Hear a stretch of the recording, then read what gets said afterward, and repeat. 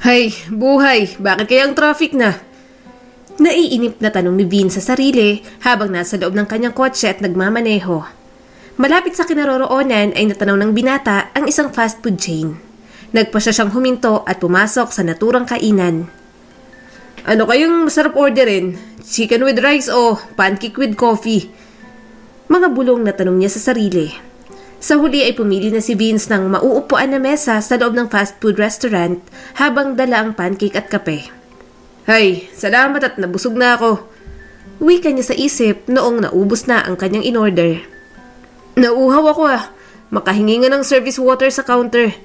Pagpapatuloy niya pa. Nasa isang kamay na ni Vince ang isang basong tubig nang makita ng mga mata niya ang kaaya-ayang mukha ng isang babae. Maputi ito, makinis ang balat, may mapungay na mga mata at sa tansya niya ay nasa 4'11" ang taas ng magandang babae na nasa kanyang harap. Nang mapansin niyang tapos na itong mag-order ay dali-dali niyang inubos ang baso na may laman tubig.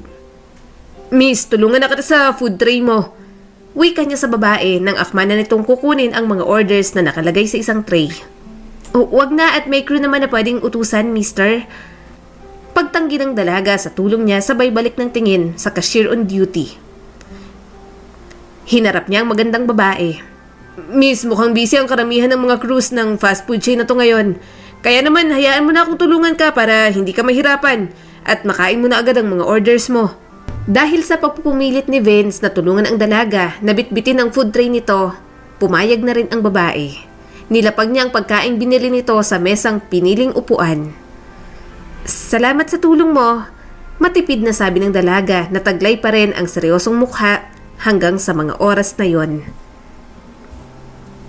Walang anuman. Ako nga pala si Vince. Vince Aragon.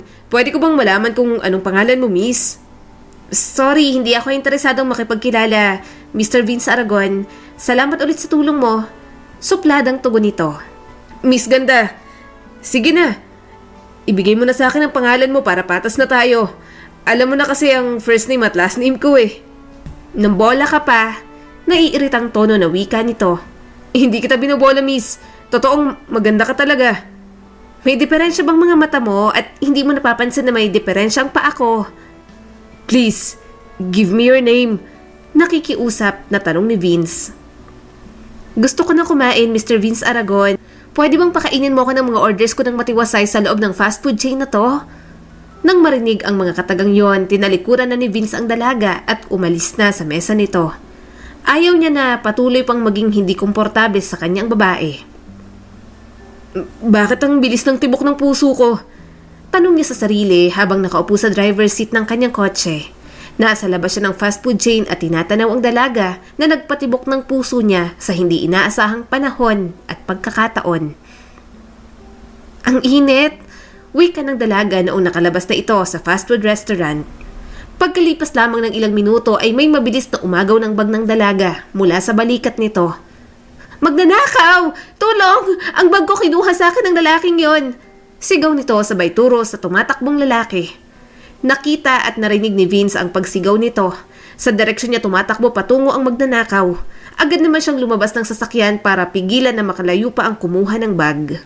Matagumpay na naibalik ng binata ang bag nito pagkaraan lamang ng ilang sandali.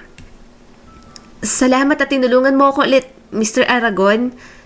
Pwede ko na bang makuha ang buong pangalan mo, miss? 2 beses na kitang tinulungan. Hindi naman siguro masama kung malaman ko ng pangalan mo, hindi ba? Si Vince sa malumanay na tono ng pananalita. Fine. Ako si Annie Santos, Mr. Aragon. Tinagap ni Annie ang pakikipagkamay ng binata. Miss Santos, pwede ba kitang ihatid kung saan ka man pupunta ngayon? Mr. Aragon, I'm fine. Pwede naman akong mag-abang ng taxi. Salamat ulit.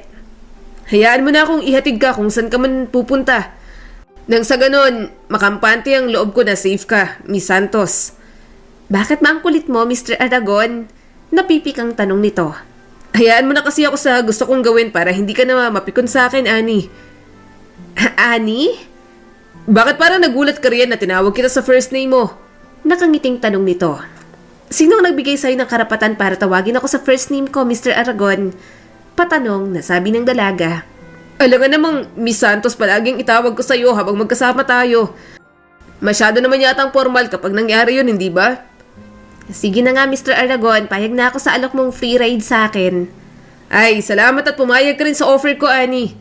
Huwag mo na akong tawaging Mr. Aragon.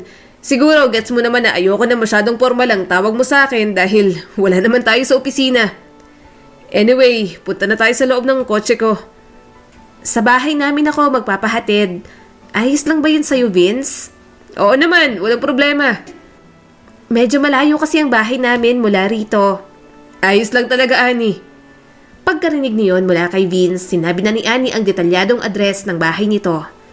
Habang nasa biyahe sina Vince at Annie ay napagkwentuhan nilang dalawa ang kanilang mga hanap buhay. Isang insurance agent si Vince sa isang malaki at kilalang kumpanya sa bansa. Samantalang may sari-sari store naman si Annie sa bahay nila. Makalipas ang halos 2 oras na biyahe, ay nakarating na sila sa bahay ni Annie. Masyadong natagalan ang biyahe dahil na rin sa sobrang traffic. Nandito na tayo, Annie. Home sweet home. Wika ni Vince na nakaharap sa dalaga ng may malapad ng ngiti sa mga labi nito. Salamat sa paghatid. Kota ka na sa pagpapasalamat sa akin ngayong araw Ano naman ang gusto mong sabihin ko sa'yo? Number mo, pwede ko bang hingin? Bakit mo naman gustong kunin ang number ko, Vince? Dahil magkaibigan na tayo? Honey, magkaibigan, nagbibigay ng numbers para may komunikasyon sa bawat isa. Magkaibigan na ba tayo, Mr. Aragon? Wala pa tayong isang araw na magkakilala. Saad ni Annie sa binata habang nakakunot ang noo. Harmless naman akong tao. Paawang wika naman ni Vince. Sige na. Pumayag si Annie at dali-daling kinuha ni Vince ang mobile phone nito. Inihanda ito sa paglagay niya ng number ng dalaga. Mama, nandito na po ako. Bungad na mga salita ni Annie nang tuluyan na siyang makapasok sa bahay nila at nakitang ina na nakamasid sa may bintana. Anak, ang tangkad at moreno ang naghatid sa'yo. Sino ba yon? Mama, halika muna dito sa lamesa at may pasalubong ako sa'yo na cheeseburger. Annie, wag mo ngang subukang ibahin ang usapan natin. Wika ni Lucy sa anak. Hindi ko ho iniibang usapan, ma. Inaalok lang po kita ng paborito mong burger. Hindi mo kasi sinagot ang tanong ko. Bakit ko ba kailangan sagutin ang tanong mo kanina, ma? Dahil nanay mo pa rin ako. Nasa iisang bahay tayo at kinilig ako sa nakita ko. Magiliw na sambit ni Aling Lucy. Sige na nga. Sasagutin ko ng tanong niyo para matahimik na kayo riyan. Si Vince Aragon ang naghati dito sa akin sa bahay kanina, ma. Malumanay na sagot ng dalaga. Ituloy mo naman ang kwento mo tungkol kay Vince. Huwag mo naman akong bitinin, Annie. Sabi ni Lucy nang manahimik na ang dalaga nang matapos niyang sambitin ang buong pangalan ng binata. Ano po bang dapat mong marinig tungkol kay Vince mula sa akin, ma? Anak, lahat ng tungkol kay Vince gusto kong malaman. Sige na. Sige na nga, ma. Pagbibigyan na kita sa gusto mo. Sige anak, makikinig ako. Sabi ni Lucy habang may nakakalokong ngiti sa mukha nito. 2 beses akong tinulungan ni Vince ngayong araw na to. Kaya ako siya nakilala. At mula sa binitiwang mga katagang yon, tuluyan niya nang inilahad sa ina ang buong detalye ukol sa pagkukrus ng mga landas nila ng binata. Feeling ko makakahabol ka pa rin sa trip, anak. Masiglang sabi ni Mrs. Santos. Last trip? Last trip ng ano, ma? Laking takang tanong niya rito. Last trip ng pag-aasawa. Huwag ka umaktorya na mahirap makagets. Talaga namang hindi ko alam kung anong last trip na tinutukoy mo kung hindi mo sinabi sa akin, ma. Ayos na po ako kahit hindi ako makapag-asawa. Baka mapunta lang ako sa maling tao kagaya ng tatay ko eh. Ayoko ng sakit sa ulo at sa puso. Mariing pahayag niya rito. Bakit naman nadamay ang ama mo sa usapan nating to, anak? Biglang tanong naman ni Aling Lucy. Kasi ma, sa tuwing pag-aasawa ang pag-uusapan, hindi ko mapigilan ang sarili ko na hindi isipin ang ginawa sa atin ng magaling kong tatay. Ilang beses ko bang kailangang sabihin sa'yo na matuto kang magpatawad? Tatay mo pa rin siya, Annie. Utang mo ang buhay mo sa kanya. Madamdaming saad ni Aling Lucy. Ma, wala namang ginawang mabuti sa'yo ang tatay ko, di ba? Binuntis ka lang at nag-iwan ng responsibilidad. Annie, huwag kang magsalita ng ganyan. Hindi ka lang isang responsibilidad sa akin. Mahal kita. Ikaw ang nagbigay ng pag-asa sa buhay ko, anak. Mama, bata pa lang ako noon, nakita ko lahat ng hirap mo para lang makakain at makainom ako ng gamot at mapag-aral ako. Iniwan tayo ng ama ko dahil ayaw niyang mag-alaga ng anak na may diferensya katulad ko. Matapos marinig yon mula sa anak, isang mahigpit na yakap ang binigay ni Lucy. Guys, sorry Hindi ako nakarating nung nagyaya kayo na magkita tayo sa gym last time. Bungad na saad ni Vince sa mga kaibigang sina Bobby at Ruel. Nasa isang sikat na club silang tatlo sa may Makati upang uminom ng alak at magsaya noong gabing yon. Ano na naman ang excuse mo ngayon at bakit hindi ka sumipot sa gym? Tanong ni Bobby habang tinatanggal nito ang braso niya na nakaakbay rito. Tinanggal din ni Ruel ang kamay niya na nasa ibabaw ng balikat nito. Something unexpected came up, mga dude. Ano ba yung rason mo at pati kaming mga kaibigan ay nagawa mong hindi makita nung araw na yon? May kuryosidad na tinig na tanong ni Ruel. Sumilay muna ang isang munting ngiti sa mga labi niya. Mukhang nakita ko ng babaeng para sa akin, mga pare. Sus, maniwala kami sa'yo. Sambit ni Bobby na may pagdududa sa ekspresyon sa mukha nito. Totoo talagang sinasabi ko sa inyo. Oh, sige nga. Anong mga nararamdaman at nagawa mo nung nasa harapan mo ang babaeng tinutukoy mo? Tanong ni Ruel. First time nating magkitang magbabarkada sa isang club simula nung makabalik ka rito sa bansa galing sa abroad Sabi naman ni Bobby. Parang huminto ang ikot ng mundo ko. Parang nakakita ako ng anghel na bumaba mula sa langit. Pakiramdam ko, kaya kong gawin ang lahat upang manatili lang siyang ligtas mula sa anumang panganib. Nagawa kong tulungan siyang dalhin ang food tray niya sa mesang pinili niyang upuan. At naisugal ko yung buhay ko para makuha sa magnanakaw yung bag niya. Sinserong sabi ni Vince. Ang baduy ng mga sinasabi mo riyan ni hindi pa nga tayo umiinom ng alak. Kaya imposibleng lasing ka na agad. Ang kilala naming Vince Aragon, party goer at masayahin. In other words, YOLO ang motto sa buhay. Guys, tumatanda na tayo. Gusto ko nang ayusin ang lahat ng pagkakamali ko sa buhay ko. Sana'y maging kasama ko pa rin kayo. Oo naman, kasama mo pa rin kami kahit patungo ka na sa pagkaboring ang buhay. Joke lang. Malakas at sabay na bigkas ni Bobby at Ruel. Dude, grabe. Hindi ko akalain na tatamaan din pala ng pana ni Cupido ang isang Vince Aragon. Sigurado na akong espesyal talagang babaeng yan. Sabi ni Bobby. Ano nga palang pangalan ng babae, pare? Tanong naman ni Ruel. Annie Santos. Maikli niyang sagot sa mga ito. Nang mga sumunod na araw, muling nagkita si Annie at si Vince. Hi Annie! Masiglang bati ni Vince nang makita niyang papalabas na ng gusali ng ospital sina Annie at ang mama nitong si Lucy. Vince? Oo, ako nga to, Annie.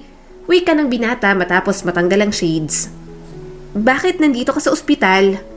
Dinalaw kasi kita sa bahay niyo kanina. Sabi ng isang kapitbahay niyo, nandito kayo ng mama mo sa ospital. Sino bang may sakit sa inyo? May diabetes kasi si Mama, Vince. Schedule niya ng laboratory tests. Ganun ba? Saan ba kayo pupunta ngayon, Annie? Uuwi na kami. Kailangan ni Mama magpahinga Matagal pa naman makuha ang laboratory test result niya kaya babalikan ko na lang. Hatid ko na kayo pa uwi. Okay lang ba sa'yo yun? Dahil alam ni Annie na labis na ang pagod ng ina, hindi na ito tumanggi pa sa alok ng binata. Para sa'yo pala. May ngiti sa labi na sabi ni Vince nang makapasok silang tatlo sa loob ng kotse. Inabot niya ang bouquet ng mga pulang rosas at malaking chocolate bars sa dalaga. Thank you, Vince. Isang tunog ng pagkaklaro ng lalamunan ang pinakawalan ni Lucy. Nakaupo ito sa backseat ng kotse. Vince, pasensya ka na at nakalimutan kong ipakilala sa iyo ang mama ko. Ang mama Lucy ko pala. Hello, tita. Nice meeting you po. Magiliw na sabi ni Vince habang hawak ang isang palad ng ginang. Nice meeting you rin, iho. Masayang saad ni Lucy sa binatang kaharap. Pagkatapos nun, tahimik nang nagmaneho ang binata papunta sa bahay ng mga ito. Tita, pwede ko po bang yayain ng street food date si Annie? Tanong niya sa ginang nang sa wakas ay makapasok na sila sa loob ng bahay nito. Nasa kusina ang dalagang si Annie at umiinom ng isang basong tubig nang hingi ni Vince ang permiso ni Lucy. Abay, hindi ako ang magpapasya niyan, iho. Si Annie ang magdedesisyon tungkol sa bagay na yan. Matanda na kayo pareho ng anak ko kaya alam ko na pareho nyo nang kayang mabuhay nang hindi na humihingi ng pambili nyo sa araw-araw na kailangan sa mga magulang ninyo. Kahit totoo ang sinasabi niyo po ngayon sa akin ay dapat ko pa rin hingi ng pagpayag niyo, tita. Ina pa rin po kayo ni Annie kahit sabihin nga sa tamang edad na po siya. Sinserong sabi ni Vince. Salamat naman sa Diyos at nakatagpo ang aking anak ng lalaking katulad mo. Magalang ka, iho. Pagkalipas ng ilang sandali ay lumabas na si Annie sa kusina at nagtungo sa sala kung saan naroon ang ina, pati na rin si Vince. Annie, narito ka na pala. May sasabihin daw si Vince sa'yo. Marahang sabi ni Lucy nang naupo na ang dalaga sa sofa. Anong sasabihin mo sa akin, Vince? Pwede ba kitang mayaya na kumain ng street food sa may Manila Bay Walk? Pero wala kasing kasama si mama dito sa bahay. Sige na, wag mo na akong intindihin at ayos lang ako rito sa bahay ng mag-isa anak. Singit ni Lucy sa usapan ng mga ito. Pero wala nang dapat idahilan, sumama ka na kay Vince dahil maaga pa naman. Hindi masamang mag-enjoy sa buhay lalo na kung minsan lang naman anak. Pangungumbinsi ni Lucy sa dalaga. Matapos marinig ang mga katagang yon mula sa bibig ng ina, napagpasyahan ni Annie na paunlakan ang imbitasyon ni Vince. Vince, saan patungo ang lahat ng to? Seryosong tanong ni Annie nang makaupo na sila sa piniling upuan kung saan kitang-kita ang ganda ng tanawin sa lugar. Annie, alam kong pwedeng hindi mo ako paniwalaan sa sasabihin ko sa'yo pero susubukan ko pa rin. Panimula ng binata. Go ahead, makikinig ako at susubukan kong intindihin ang punto mo. Annie, mahal na kita. Sigurado ako sa nararamdaman ko. Unang kita ko pa lang sa'yo ay nasabi ko na sa sarili kong gusto kitang alagaan at protektahan. Ikaw pa lang ang nagpatibok ng puso ko sa hindi ko mawaring paraan. Inubos muna ng dalaga ang kinakaing isaw bago nagsalita. Bakit ako?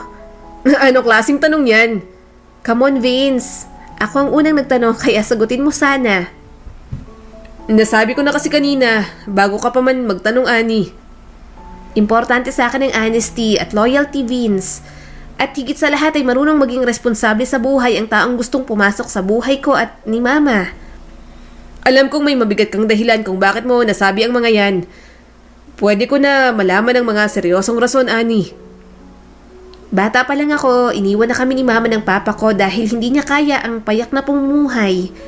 Hindi niya rin siguro matanggap na nagkaanak siya ng pilay na kagaya ko. Polio victim ako. Feeling ko ay hindi totoo ang pagmamahal ng Papa ko sa Mama ko. Dahil kung totoo yon, hindi sana niya hinayaan na itaguyod ako ni Mama ng mag-isa. Nalaman ko rin na may pamilya ng ibang Papa ko. Isang lalaki ang nag-ayos ng gitara at mic sa harap nila pagkatapos masambit ng dalaga sa binata ang mga impormasyon na yon.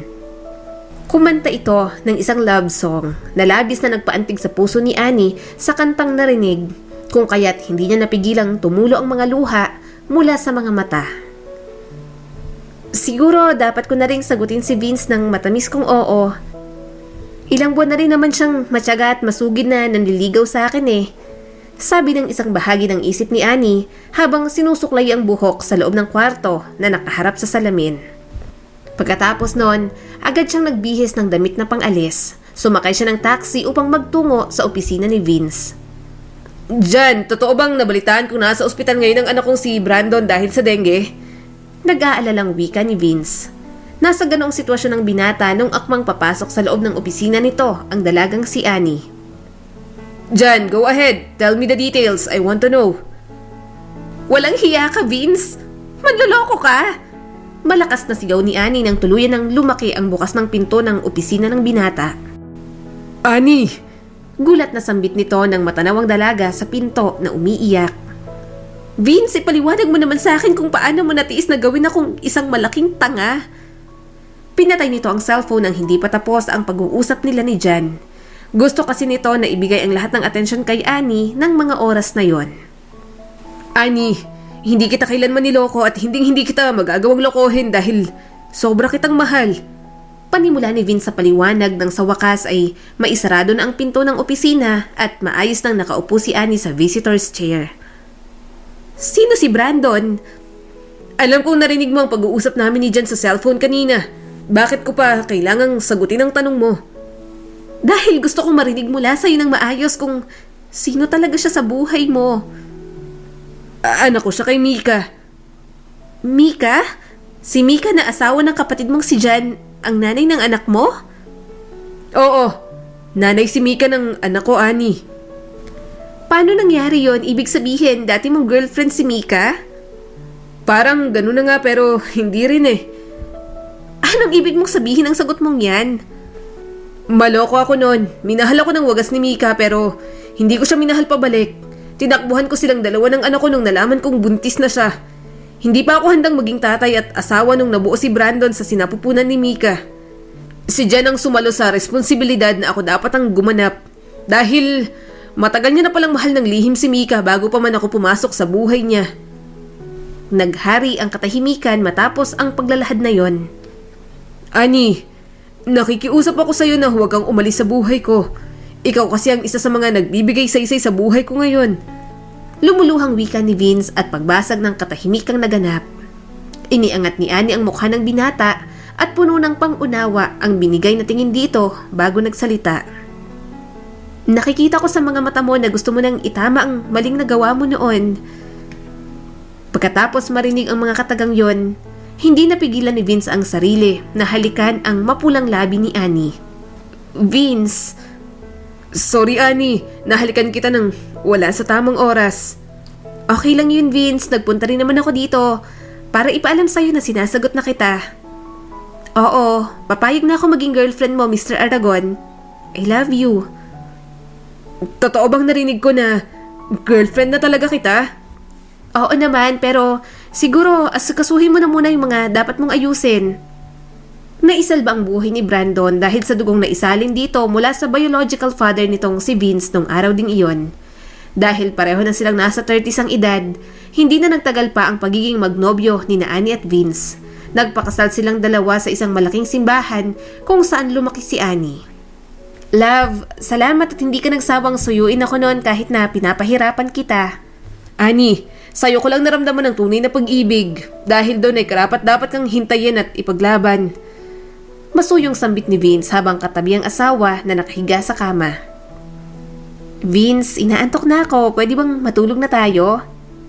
Love, maaga pa. Huwag muna tayong matulog. Pero Vince, kailangan ko nang matulog. Gusto ko nang magpahinga. O sige, kung ganun, kakantahan na lang kita. Para makatulog ka na. Kinantahan nga ni Vince ang asawa ng "Ikaw, ang aking mahal" hanggang sa makatulog na ito. Nang matiyak na nito na mahimbing na talaga ang tulog ng asawa, isang mabilis at magaan na halik sa noo ang iginawad ni Vince. Matulog ka ng payapa, love. I love you so much. Thank you for coming into my life, my angel. Salamat at binigay mo si Annie sa akin sa tamang panahon at pagkakataon, Lord. Naway tulungan niyo po akong maging best na asawa kay Annie sa abot ng aking makakaya. Sorry po at pinagdudahan ko kayo noon na kaya niyong baguhin ang buhay ko. Kailangan ko lang palang maghintay na dumating ang tamang panahon para makita at maunawaan ng lubos kung gaano mo ko kamahal, Panginoon. Mula noon, sinubukang mamuhay ni Annie at Vince ng masaya. Natanggap na rin naman ni Annie ang tungkol sa anak nito si Brandon, lalo na ngayon at may sarili na rin naman silang mga anak. Ang kwento ni Annie at Vince ay sumasalamin kung gaano kahalaga ang pagpapatawad dito sa mundo. Kapag tunay ang pagmamahal ay kayang pawiin ang anumang pagdadalawang isip na nararamdaman sa loob ng puso ng isang tao. Kay ganda ng mundo kung bawat tao ay may pusong handa na palaging umunawa at magpatawad. Muli, ito po si Skylar Guro at sana may bago na naman kayong natutunan sa kwento natin ngayon. Maraming salamat po.